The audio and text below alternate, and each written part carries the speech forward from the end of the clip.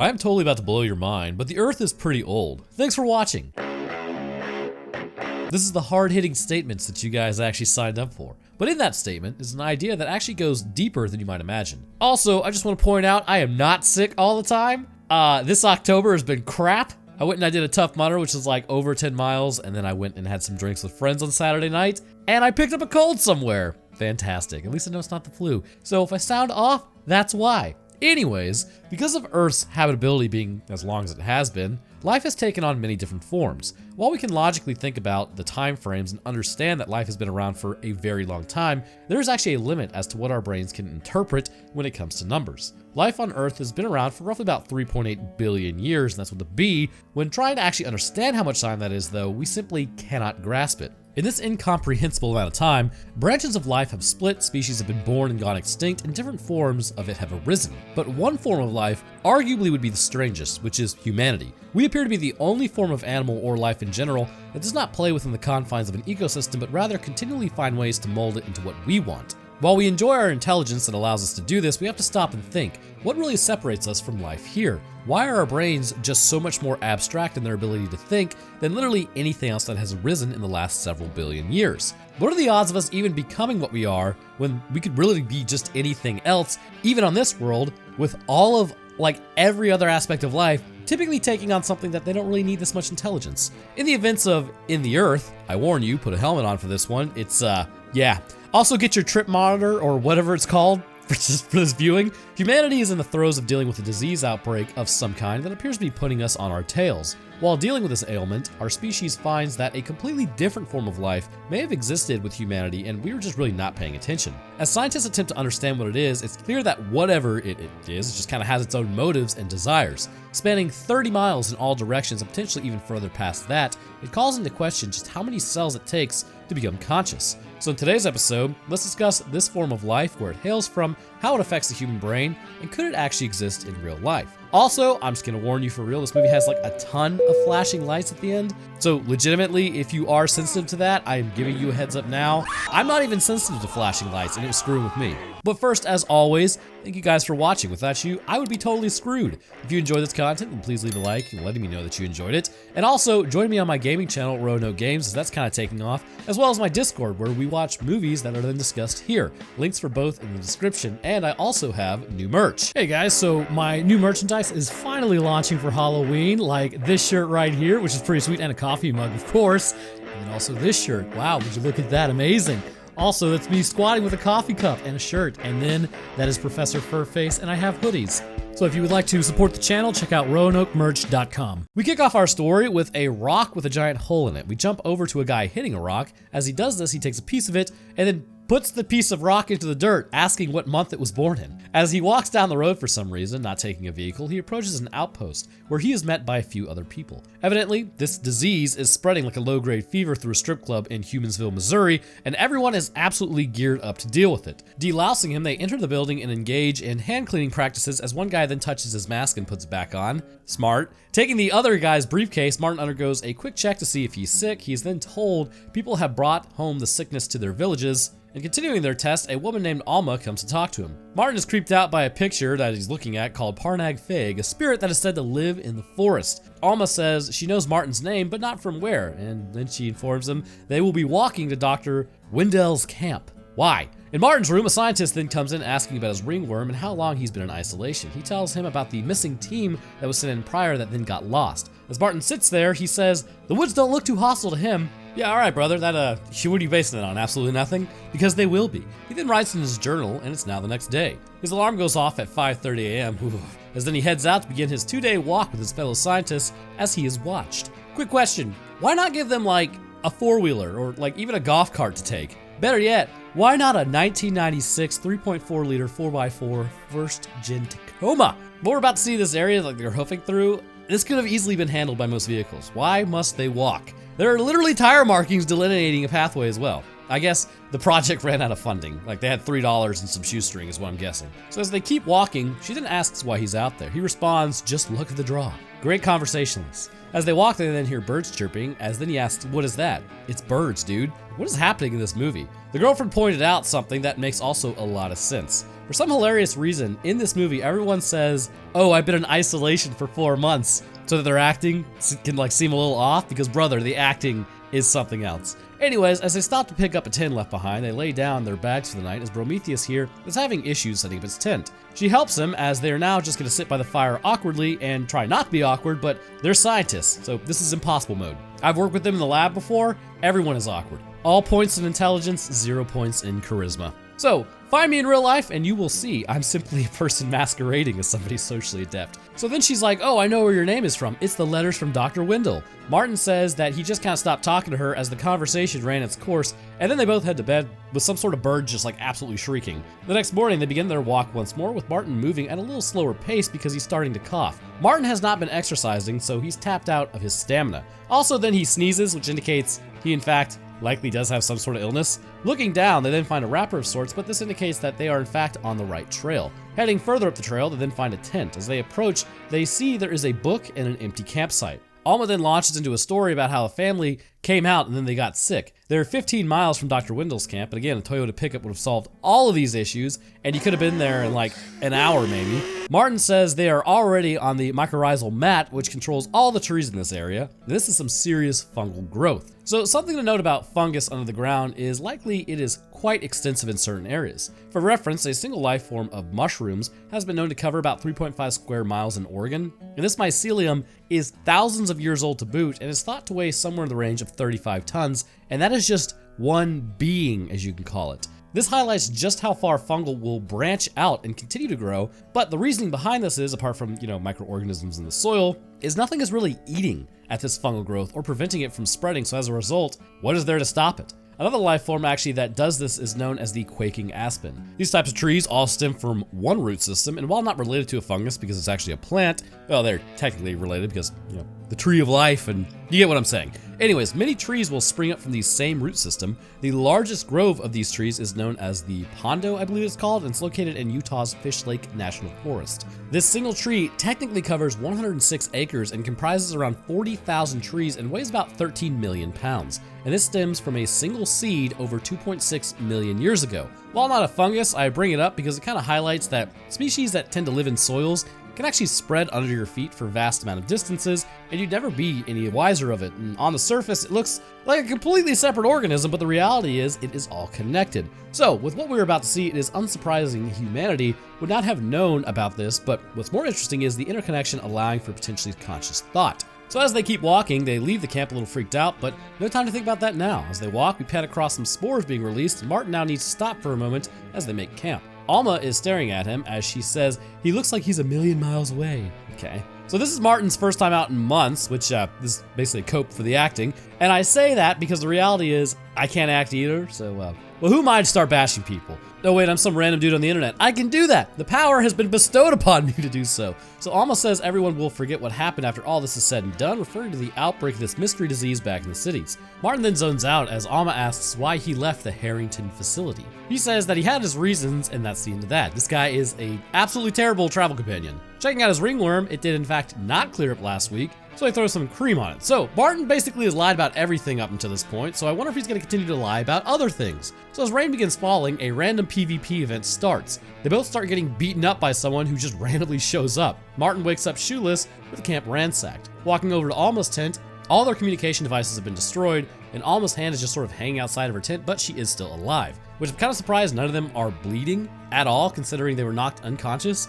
Checking the box Martin was carrying, it is destroyed as well. Their shoes were taken, so surely that doesn't have anything to do with the fact that you are over the fungal mat that is now blanketing the forest. Controls the trees, right? Well, it's about to do the same to you. Martin then steps on something, and immediately he starts to bleed. The man straight up tore open his foot entirely, like how did you manage? Alma then goes off to find a crutch for him, and finding a big stick, they begin their walk for the day. Alma tells Martin to wait as she believes someone is watching them. They listen, but cannot hear anything around them. No animals. Martin asks why it's so quiet. Now that usually means a predator is nearby. As they keep looking, they then spot a man in the distance. As he turns around and looks at them, he begins flocking this way as Martin reports someone stole their shoes. The man almost didn't approach because he thought they were park rangers, but he says he couldn't let them limp around and then get hurt. Martin is already hurt. Zach is his name, and squatting in the forest is his game. Zach also has been attacked by a man and a woman yesterday too, or at least that's what he reports. Offering shoes, if they do want them, they agree and then follow him. As they approach his camp, she remarks how big his tent is. It's a tent mansion. Following the man, he then grabs his decontamination jug and then lets them in. Zach grabs the disinfectant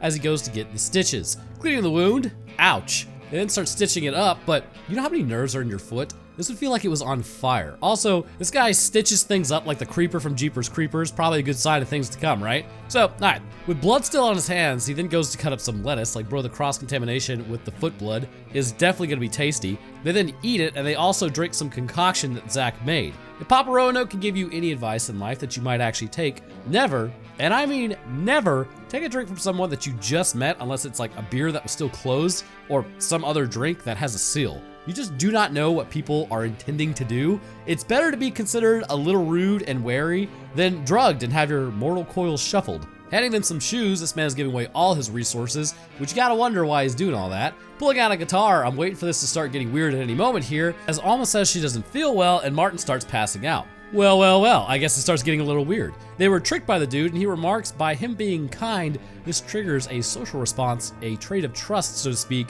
making people more vulnerable. See, your boy is always a little standoffish when meeting new people. You can be kind, but, protect yourself at the same time. He then tells them that they should rest. Alma starts trying to crawl out of there while Martin ain't looking so hot. Martin then goes to crawl after them before getting dragged off by Zach to whatever comes next. Taking off their clothes, I can't believe Tent Mansion guy wasn't reputable. Wrapping them in plastic garden bags, I guess. He then takes pictures of them next to one another as he starts sewing something into them. Alright, so this guy is absolutely insane. They then finally wake back up as Alma says to let them go. Zach says he can't yet. Developing the pictures of them, I just want to take a few pictures, boy over here, is talking to himself. He shows them the pictures that he took of them while they were passed out, been there, as Alma requests again to go as Zach says it's not possible. Zach has marked Martin so that he can see him, like whatever the crap that means, and then he shows that he too has the infection. He starts asking like if he could feel him and feel the earth, and Martin's like, no dude. So feeding Martin a pill, snow begins falling outside. Also, I do want to point out, we are going to get to some actual science here soon, but this movie was like a tremendously slow burn with everything happening in like the last 20 minutes of the actual movie. So as Zach goes to check on the two, he just basically covered them up with a tarp. Surely those binds could not be that hard to get out of. Zach asks if they are good, as Zach says he can't let Alma see Dr. Wendell. So Zach then starts talking about absolute nonsense, and he mentions the thing in the woods. He says he's praising and worshiping the thing, whereas Dr. Wendell just wants to talk to it and bargain. Zach starts just saying that the diseases back in the city are man's fault, as then he mentions Martin's parents. Zach reads Martin's diary and has learned everything about him. My dream journal! Mr. Electric, send him to the penis explosion chamber. Sorry, I'm hopped up on Zycam. The dude is like having a bit of a psychotic break, covering them back up. Zach then keeps talking to them about the thing in the woods. He says they called him a necromancer of sorts, and Zach keeps talking like the guy just straight up has fungus on his brain. He then goes back to his tangent. Working on his alchemy skills, a blade then drops as he goes to drug everyone once more. Martin drinks the concoction as he tells Alma this dude is going to kill them, as she agrees. Martin says he dropped the blade as she says she can get to it. She says we should just hit him and then split ways, or, hear me out, use the blade on him and then completely solve your problems forever. You tried peace, give war a chance. Zach comes back in and looks at Martin's foot, as Zach tells him they've got a bad situation. His foot is infected. Zach can either take him to the hospital or amputation is the way to go. Martin says, well, I think we should go to the hospital. Zach starts getting pushy about cutting his toes off. Bro, heel to the bridge of the nose. Knock him unconscious. Are you for real about this? I get being passive, but sweet Lord in heaven above, no shot. Heel to the glass jaw, inbound, straight up, break his face. What are you doing? So because he's being a big whiny baby about it, he loses some toes and then drags Martin off as Alma begins chair crawling to the blade. And then, get this, she frees herself from her binds by moving. Are you serious? So the whole time, you could have done this. Cutting herself free as Picture Boys does this nonsense, he returns back to Alma realizing that she has escaped. Blinding him momentarily, she ends up smacking him with a developing machine and then cutting Martin free. Why she didn't just double tap this dude and smash him in the head some more is beyond me, but lo and behold, he's back up and walking around. Who could have predicted this? He then grabs an axe as she tries to stay away from him, and as he pulls out a bow and goes after her, Martin finds a woman that was gutted. Alma then tries to keep sprinting as he keeps firing at her, as Martin then calls out to get his attention. But bro's stylish facial wound do be bleeding. So he goes after Martin as he checks his new fungal infection, which is definitely spreading. Finally, something we can talk about. Known as mycosis, you have to remember your body is almost the perfect breeding ground for a fungal infection. You are warm, under your skin it's dark and moist, there are plenty of nutrients to nourish anything that might be able to break past the skin barrier, and one of the most prevalent forms of this fungus infection is known as ringworm. Ironically called ringworm, this infection takes place in the actual dermis and will persist until you either address it with medication or your body gets a handle on the situation sometime later. Now, what's interesting also is typically if you go out into the sun, the UV radiation will actually end up killing ringworm. What I find interesting mostly about this fungal infection is just how absolutely pissed your immune system gets in the presence of it. Bacteria and viruses are one thing, but this eukaryotic cell infection will trip the innate immune system into responding quite aggressively, and typically this is enough. Engaging in phagocytosis, macrophages, dendritic cells, and neutrophils will engulf the fungus and destroy it.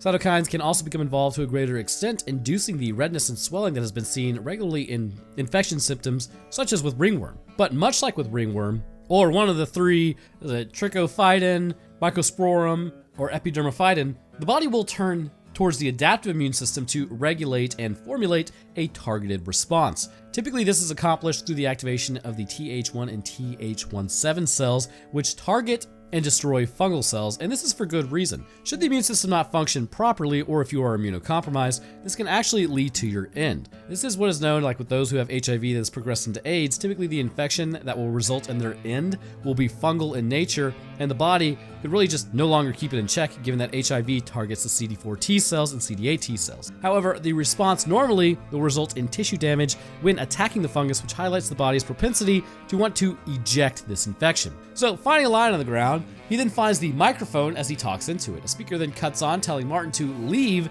as this is private property. Actually, it's a park, so it's public property. Martin then starts crawling out of there. Of course, this is England, so maybe the rules don't work the same with there. Anyways, he starts crawling out of there, hiding from Zach, who's just chopping down plants, as Zach says he's easy to track as music begins playing over the speaker. This distracts Zach as Martin limps further away, but Zach still appears to be on his tail. Finding a light, it begins flashing as he follows them deeper into the woods before squatting down into the brush and crawling away. Martin's head begins hurting him as Zach appears immobilized by the lights and sounds. Actually, he's probably just on the verge of a seizure. Zach begins groaning as something flashes in his vision. Martin keeps covering his ears as Zach lights a flare, stopping the blinding lights, but Zach starts having a total freak out as a woman runs up to Martin, leading him towards safety. She then hands him a test to see if he's infected as Zach screams across the way. Packing in his head wound with moss, yeah, that's probably nice and sterile, he then passes out as Wendell brings Martin into her camp. She shuts off the lights and the speaker as then she goes to find Alma. Okay, so why have the lights on like this low flash mode? Why not just keep them on? Most of the decisions in this movie are simply ridiculous. Martin then stays at the camp to make sure Alma doesn't double back around them as Martin then pulls out a stick. He sees Alma approaching, but she says nothing. Looking through a hole, phrasing, it is now the next morning. Wendell says they should take a look at Martin's foot because that's probably gonna be lost. Wendell says she hasn't spoken in months to also justify her bad acting. Anyhow, Wendell says that she couldn't get through to the outpost, to really no radio. Martin then asks how Wendell knows Zach, who is now her ex-husband. Taking off Martin's bandage, she tells Martin the wound needs cauterizing as Wendell says there's no time to go to the hospital. Alright, nobody drink anything Wendell gives you either. Coming back with benzene, as Wendell then talks about how her initial experimentations failed, Martin requests something to bite down on. Wendell tells Alma to hold Martin as this man's foot is just absolutely getting worked over, and then cauterize the wound as Martin passes back out. Wendell apologizes for what happened as Alma then grabs the water as she looks over at the laptop. Alma then asks about Wendell's stalled research and she mentions the stone that she had found. It led her to a book, which then led her to a Hammer of the Witches, which is dated at 1640. One section mentions the forest. Wendell then thinks that something in the forest wants to talk. They couldn't do it with the drums and sticks for the past, but maybe modern technology. Why use old tech when we have new tech, right? So Martin then shows Wendell his infection, and cutting open Martin's stitches, which are made of animal guts, totally sanitary, there was a piece of metal embedded into him. Definitely will inspire some horrific infection, I am sure. The scars on Martin's arms match the style of the metal piece, as Zach says he can communicate through nature with art and worship, not with science. Wendell says Martin has a special flesh. That will never be discussed again. Wendell then begins playing sounds through the forest, trying to communicate with the thing that's out there. Wendell's entire experiment is based on using light and sound to communicate. The plants are emitting frequencies, so after getting rid of the background noise, there is a pattern that is existing behind it. it is the fungus that she says is trying to communicate. Wendell at this point has put together it's a very basic form of language, which, let's talk about that for a moment, as this will shed some light on potentially a form of sentience cropping up. Mushrooms will actually communicate with one another via electrical impulses and chemical signals, not unlike how a neuron may communicate with a neuron next to it, which calls into question, should we consider a fungal network to be similar to a neural network just minus the meat suit? Given the fungus actually split off at a point that animals would also split off from, you can almost kind of think of fungus as a fairly interesting combination of plant and animal, and with that, some of the same structures may arise given its animal connection as well. Mushrooms will use their hyphae or thread-like filaments to branch out and form a web-like structure known as a mycelium. What I have always found interesting is this thread-like web is completely comparable to the thread-like branching of the neurons attempting to connect with other neurons. Totally off topic, but to highlight this sort of affecting functionality, if you take somebody who has autism, for instance, and look at their neurons, you can see the physical presentation of autism by how the branching arms of neurons appear more clumped rather than net-like. So if we take this idea, we can actually see that branching threads forming nets may facilitate more continuous and smooth function. If fungal communication networks work similarly, then this may suggest much more complex communication, and with that, the level of sentience that we will see here in a moment. So showing Martin there is a fungus underneath his feet that's spreading 30 miles in all direction, Alma wants to go. However, Dr. Wendell wants to stay and talk to nature. Alma doesn't trust Wendell like at all. Martin doesn't know why. Well, Zach is her ex-husband. It turns out Martin and Wendell were together at one point in time, and he had no idea that Zach was even a thing. Not hearing about an ex-husband, which is a major part of somebody's life, yeah, you might want to just leave this place. So heading over to the stone, Martin then tells Wendell that she has a good point about leaving. Wendell then tells him it's too late to leave anyways. She asks why Martin came here in the first place, and then says that he must have had the same feeling that he needed to come grow inside of his head like a seed. Zach apparently showed up to this area too in the same way that Martin did. Wendell then asks if Martin has ringworm, and he does, which Wendell and Zach also had ringworm. They were drawn here. Wendell then says that she needs to know why they are here. They were obviously brought here for some reason, and yeah, it's looking for nutrition. Are you kidding me?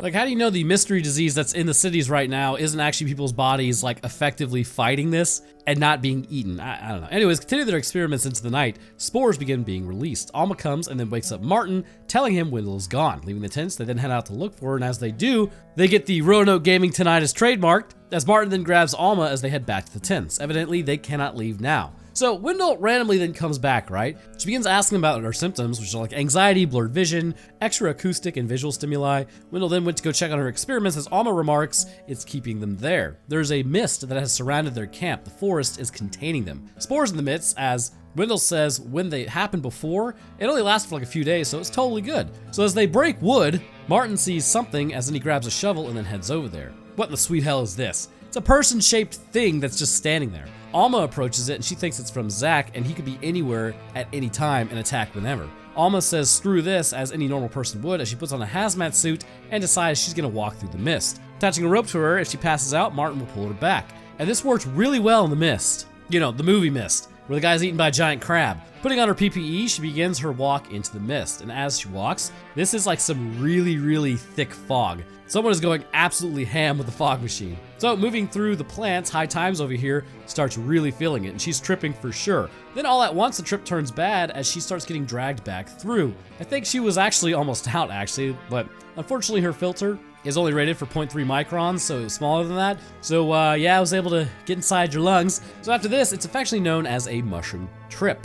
Allegedly, I've never done this crap before, and unless I'm in dire straits, I wouldn't recommend it. But then again, I'm a YouTuber, not a cop. The reasoning for this stance is something known as desynchronization of the neural communication across the cortical's networks and subcortical structures. But what does that mean? Basically, your neurons are having issues communicating due to the presence of what can be perceived as toxins from the mushroom. These are specific areas of the brain that seem more physically impacted, which would be observed in the association cortex. This is a direct line to the anterior hippocampus and is thought to create our sense of self, and along with this, other areas of the brain associated with like timekeeping, self, and spatial awareness. Ironically, in the presence of mushrooms, cellular metabolism with neurons will actually increase, however, communication will decrease. So what happens is you have a bunch of hyperactive neurons, but no natural communication taking place. So what happens? Well, as we see concerning Alma, this is actually a relatively good visual as to what happens sometimes with certain people. Information comes in segmented blasts, like a radio turned up too loud that is mostly static, but every once in a while a word comes through that is yelled.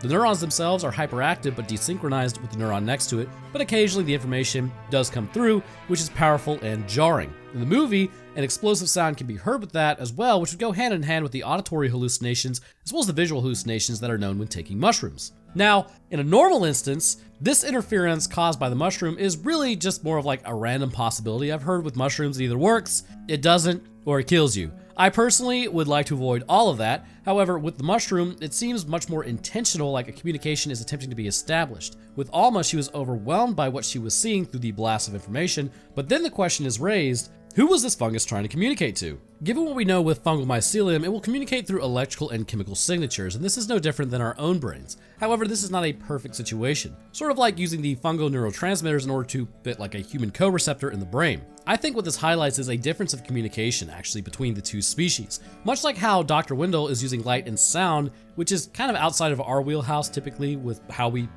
converse with one another, this mushroom is attempting to use frequencies in order to communicate, but without a common ground, it appears as noise, which in turn must fall back on a feeling rather than a logical understanding. For Zach, the feeling was divine in nature, which he fell back on worship as a result. For Wendell, she managed to keep her mind together, but even still to a degree, feeling was actually influencing her as well. Possibly this is the intention of the mushroom, but you could almost compare it to potentially man's first meeting with an alien species. All of our cultures and customs could be kind of seen as starting a war. If you met an alien and just went up to shake its hand in the first meeting or stood there waving, that could mean something totally different to it. The normal customs of its own species may actually see this as aggressive, which to us is just everyday common knowledge that it's not. The connection I'm making here is that the mushroom is trying to communicate, and it may seem it is way more aggressive due to the nature of that communication being our brains are involved. But to it, it's just basically saying, hey, can y'all go away? You're ruining my mycorrhizal mat. And it's just simply taking place within our brains, so it's either frightening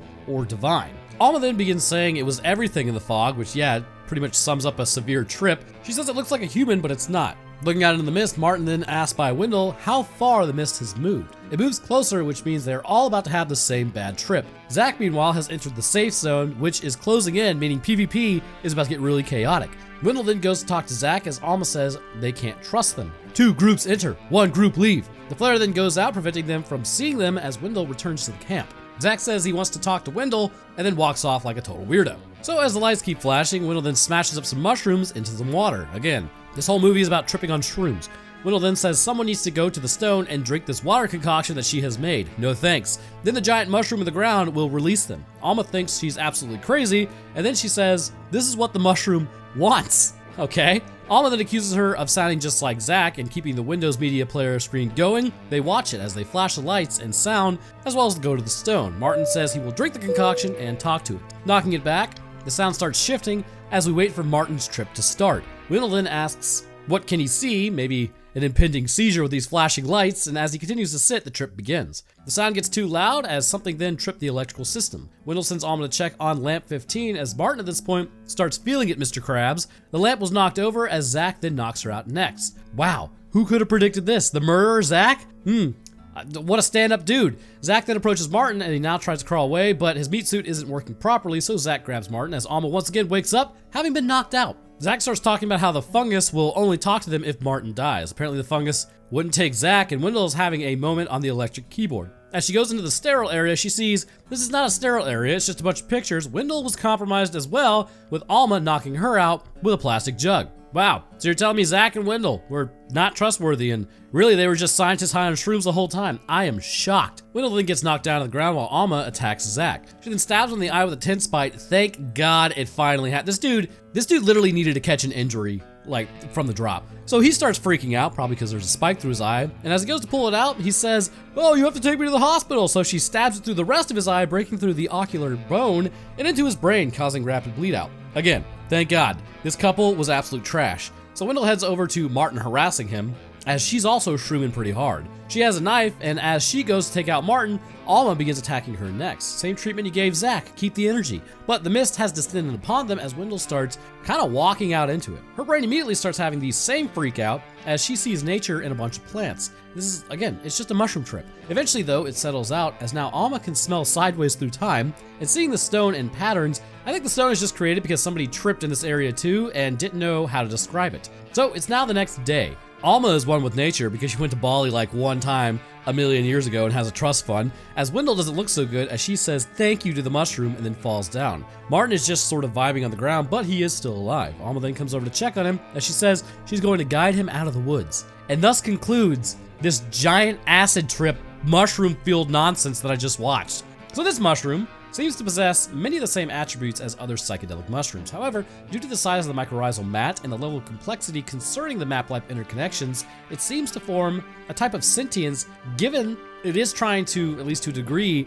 communicate with humans, and it actually is possible. However, due to our own limitations of understanding concerning our own brains, this in turn has caused us to view it more as a religious experience rather than what it really is. But this also brings into question one of the more interesting concepts, which is our brains, if you were to spread it out on a cell-by-cell basis, it would not be 30 miles long. So at what point does consciousness actually happen, and why do our brains appear to be able to think abstractly and have this level of consciousness, even though I think we're like 36 trillion cells, but if you take, say, the quaking aspens, those are way more cells. So at what point are you actually more than the sum of your parts? Because if it were just reliant on cells, then quaking aspen, technically speaking, should be conscious, but it's not, as far as we know. It's a very interesting question to ask. But anyhow, I want to thank you guys for watching. If you enjoyed, leaving a like would be great of you, and subscribing is a great way to stay up to date on when I post. I'll drop my Twitter, Discord, Roanoke Games, and Tails channel link, as well as my Patreon. But speaking of patrons, I'd like to thank mine real quick. First, I'd like to thank our astrophysicist, Death Dancer, and Feather. Thank you guys. Next, I'd like to thank our scientists, Dakota23, Invictus Echo, Lucian Dragon, Metric System, and Virix Hellstrom. Thank you guys as well. And the rest of my patrons, I thank you. You guys are absolute ballers, and I love you. But alright, that's enough parasocial relationship for me. I hope everyone enjoyed, and I will see y'all in the next one.